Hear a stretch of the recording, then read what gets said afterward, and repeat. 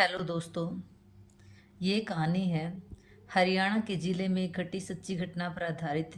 यह कहानी न्याय, संघर्ष और साजिशों की परतों को उजागर करती है।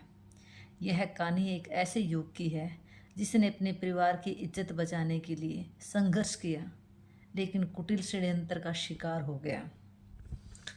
हरियाणा के सिरसा जिले के एक छोटे से गांव संतनगर की बंगला कॉलोनी में ओम प्रकाश अपने परिवार के साथ रहता था।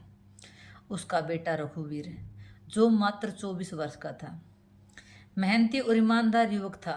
वह अपने परिवार से बेहद प्यार करता था और किसी भी हाल में अपने माता पिता का मान नहीं गिरने देना चाहता था।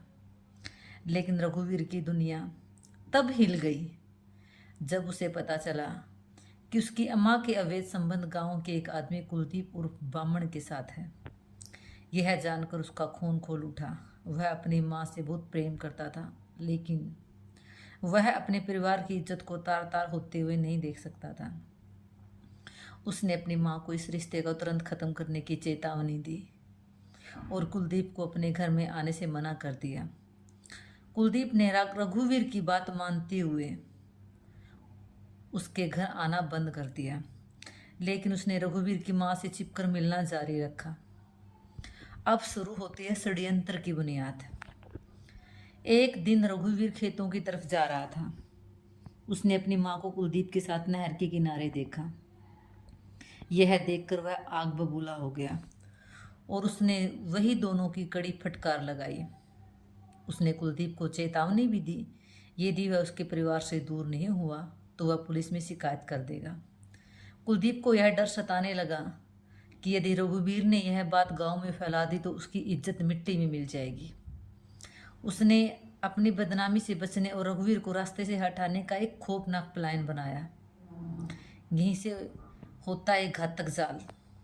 1 मई 2020 को कुलदीप ने रघुवीर को बहाने से बुलाया। उसने कहा, गांव में तूड़ी बनाने का काम है, चलो मेरी मदद कर दो। रघुवीर को जरा भी अंदेशा नहीं था कि वह मौत के मुंह से गुजरा जा रहा है। वे दोनों गांव से बाहर चले गए। जब वे सुनसान जगह पहुंचे तो कुलदीप ने मौका देखकर अपनी जेब से तेज धार वाला हथियार निकाला और अचानक रघुवीर पर ताबड़तोड़ वार करने लगा। रघुवीर ने बचाने की कोशिश की, लेकिन वह अकेला था।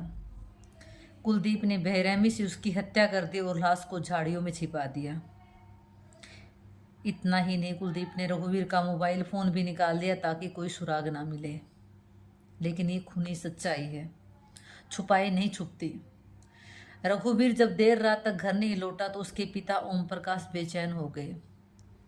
उन्होंने गांव वालों के साथ उसकी खोजबीन शुरू की। खोजते खोजते वो नहर के पास पहुंचे, जहां उन्होंने झाड़ियों में पड़े रघुवीर के खून से लथपथ शव को देखा। यह दृश्य देख के वो सन्न रह गए। ओम प्रकाश की चीखें सुनकर गांव के लोग वहां इकट्ठा हो गए। तुरंत पुलिस को सूचना दी गई।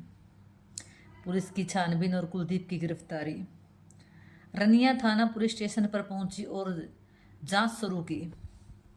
पुलिस ने सबसे पहले परिवार के बयान लिए। ओम प्रकाश ने पुलिस को बताया कि उसका बेटा पहले भी कुलदीप को लेकर चिंता जता चुका था। जब पुलिस ने जांच शुरू की तो कुलदीप का व्यवहार संदिग्ध लग रहा था। पूछताछ में वह बार बार अदला बदली कर रहा था। पुलिस ने सख्ती से कार्रवाई की। आखिरकार कुलदीप टूट गया। उसने अपना अपराध कबूल कर लिया। अब शुरू होती है न्याय की लड़ाई। मामला जिला एवं सत्र न्यायालय में पहुंचा।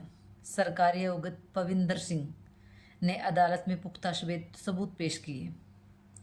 जिला एवं सत्र न्यायाधीश वाणी गोपाल शर्मा ने इस अंघन्य अपराध के लिए कुलदीप को आजीवन कारावास और 1 लाख रुपए की सजा जुर्माना के तौर पे दी। अगर कुलदीप जुर्माना नहीं भरता तो उसे 1 साल अतिरिक्त जेल में रहना पड़ेगा। सत्य की हमेशा जीत होती है। इस मामले ने यह साबित कर दिया कि अपराध कितना भी चालाकी से किया जाए, सच्चाई सामने आ ही जाती है। कुलदीप ने जो किया उसकी सजा उसको मिल गई। रघुवीर की मौत एक दुखद घटना थी, लेकिन उसकी बहादुरी यह दिखाती है कि कभी कभी सच्चाई के लिए कितना मुश्किल होता है लड़ना। सत्य परेशान हो सकता है लेकिन पराजित नहीं। इससे हमें यह सीख भी मिलती है, हमेशा नाजायज़ रिश्ते हमेशा दुख और संकट में ही डालते हैं। अपने परिवार के प्रति वफादार रहें और अपने बच्चों का, अपने फैमिली का ख्याल रखें। धन्यवाद।